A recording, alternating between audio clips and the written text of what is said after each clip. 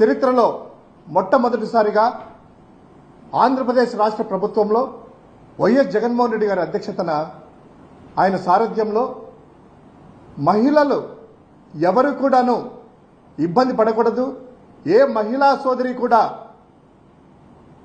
అఘాయిత్యాల నుండి తనకు తాను కాపాడుకొని స్వతంత్రంగా వెళ్ళాలి అనేటువంటి ఉద్దేశంతో ఒక దిశ యాప్ అనేటువంటిది రూపొందించడం మనమందరం కూడా చూసాం.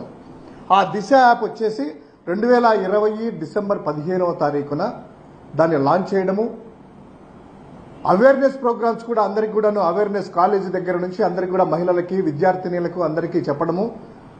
స్మార్ట్ ఫోన్లు ఉన్న వాళ్ళు దాదాపు అందరూ కూడాను 1,56,10,015 మంది 2024 ఏప్రిల్ నాటికల్లా 1,56,15,015 మంది దాన్ని డౌన్లోడ్ చేసుకోవడం జరిగింది.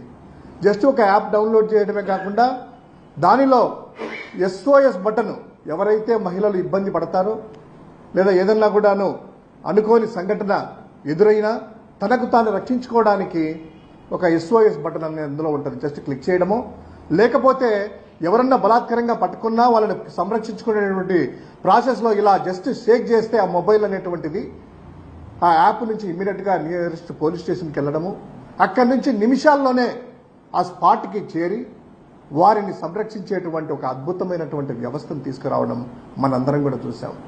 ఒక అప్లికేషనే కాకుండా 18 దిశ పోలీస్ స్టేషన్లు కూడా ఏర్పాటు చేయడం జరిగింది. 13 ఫోక్సో కోర్టులని, అదేవిధంగా 12 మహిళా కోర్టులని, 19 మందిని వీళ్ళకి సత్వర న్యాయం జరగాలనేటువంటి ఆలోచనతో స్పెషల్ పబ్లిక్ ప్రాసిక్యూటర్స్ని కూడా ఒక 19 మందిని రిక్రూట్ చేసేసి ఇమ్మీడియట్గా వారికి సత్వర న్యాయం చేకూర్చే విధంగా చేయడం జరిగింది. సో అదేవిధంగా అనేకమైనటువంటి ఫెసిలిటీస్, పెట్రోలింగ్ కోసం 900 2 వీలర్స్ ఆ దిశకు సంబంధించిన మహిళలకైతే వాళ్ళకి 163 బొలోరో వెహికల్స్ని, 18 క్రైమ్ మేనేజ్మెంట్ వెహికల్ని ఇవన్నీ కూడా ఏర్పాటు చేయడం జరిగింది.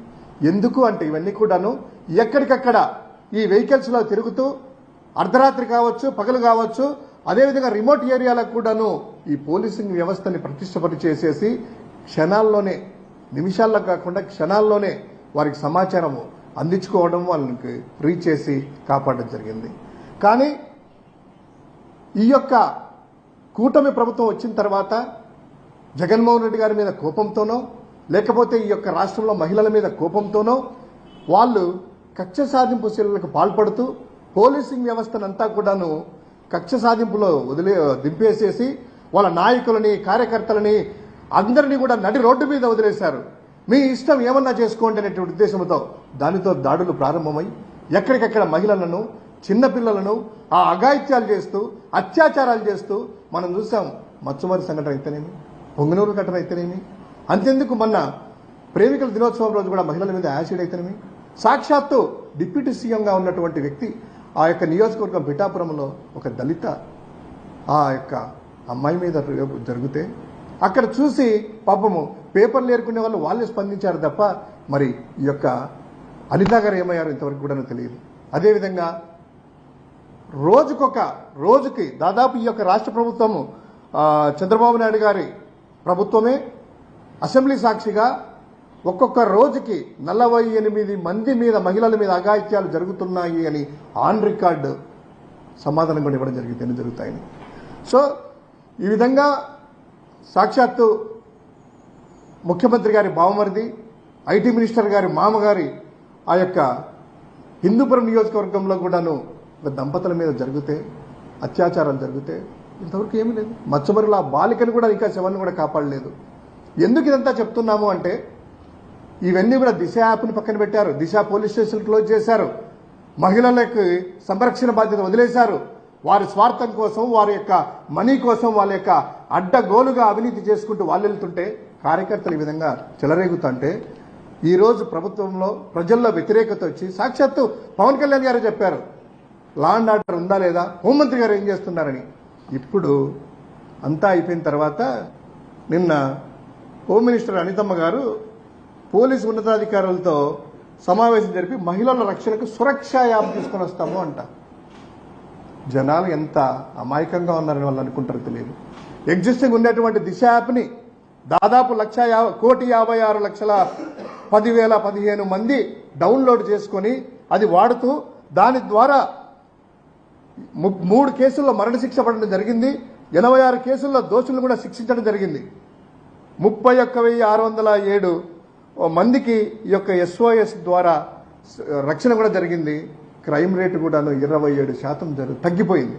సో అటువంటి ఆల్రెడీ ఎగ్జిస్టింగ్ది, ప్రజలు అలవాటు పడింది, అవేర్నెస్ ఉండేది, ప్రతి ఒక్కరూ వాడుతున్నటువంటి ఈ దిశ యాప్ని తీసేసి జగన్మోహన్ రెడ్డి గారి మీద కోపంతో వైఎస్ఆర్ కాంగ్రెస్ ప్రభుత్వానికి మంచి పేరు వస్తుంది, జగన్ గారికి వస్తున్న ఉద్దేశంతో మహిళలతో, పిల్లలతో, వారి జీవితాలతో చెలగాటమాడుతూ విచ్చలవిడిగా వదిలేసి ఈరోజు సురక్ష అని సరికొత్త డ్రామాకి తెరలేపారు.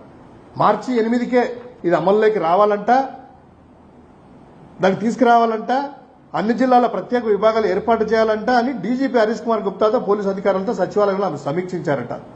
సురక్షా బృందాలను పెట్టి నిఘా పెంచాలని చూశారట. ఫోక్సో కేసులో నిందితులకు శిక్షలు పడాలని చూశారట. ఎక్కడమ్మా అనితమ్మా? ఎగ్జిస్టింగ్ దిశ యాప్ ఉంది. ఆ దిశ సంబంధించినటువంటి మొబైల్స్, వెహికల్స్, తర్వాత దిశ పోలీస్ స్టేషన్లు అన్నీ ఉన్నాయి. ఇది ఏదో జగన్మోహన్ రెడ్డి గారి కోపంతో, ఆయన మీద కోపంతోనో, ఆ ప్రభుత్వం మీద కోపంతోనో మీరు ఆ మహిళలకి ఇప్పటికైనా కూడా కాస్త ఆలోచన చేసేసి ఆ దిశ యాప్ను వాడుకోండి. సురక్ష కావాలంటే, మీకు కావాలంటే ఆ దిశ యాప్ పేరు మార్చుకోండి. ఓ సురక్షనో, భరక్షనో, లేకపోతే ఇంకా మీ పేరో, మీ ముఖ్యమంత్రి గారి కుటుంబ సభ్యుల పేరులో ఎవరితోనే పెట్టుకోండి, మాకు అభ్యంతరం లేదు. కానీ మహిళలకి, వారి యొక్క కుటుంబాలని, వారి యొక్క ఆత్మగౌరవాన్ని కాపాడాలని కోరుకుంటున్నాము. ఇదే అనిత గారు ఈరోజు సురక్ష గురించి చెప్తున్నారు కదా. నారా లోకేష్తో కలిసి మీకు తెలిసే ఉంటుంది, ఆన్లైన్లో వీడియోలు కూడా ఉంటాయి, యూట్యూబ్లో. దిశ యాప్ అనేటువంటి పేపర్లు తీసుకొని తగలబెట్టారు, రోడ్డు మీద తగలబెట్టారు. అటువంటి దిశ యాప్ని తగలబెట్టించేసి ఈరోజు పేరు మార్చి సురక్ష పేరుతో బయటకు వస్తున్నారు. ఏమనుకోవాలి వీళ్ళను?